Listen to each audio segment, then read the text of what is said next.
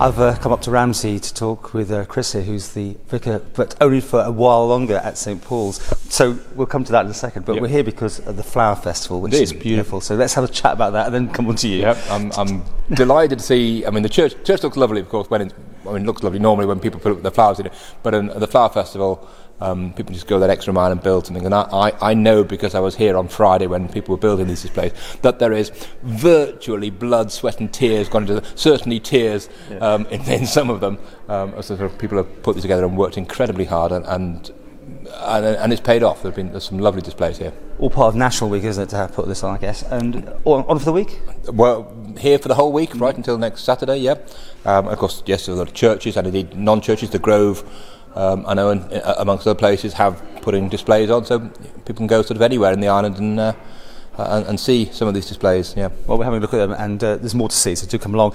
Now, you're going. You're leaving. I am leaving. It's chance that the Flower Festival has coincided with my final week here. Today, the end of June, and this is my later on today. I'll be doing my last service here. I'm technically on holiday the following week, but we're packing the house down and heading off to Scotland to take over a new church just north of Edinburgh. How's your time been here? Because we've talked to you about the tower many years ago and all that sort of thing. Indeed. I mean, that was, of course, before I arrived here. After I was appointed, before I arrived, I got the tower had all those huge problems and the ceiling fell down. It was, and as you know from being here, it was a nightmare at the time, and that huge battle that we had to raise the six-figure sum needed to make the tower safe. The tower is now safe. The church itself is need a bit of TLC, a bit of tender loving care. And how much does the church play as a focal part of the community here?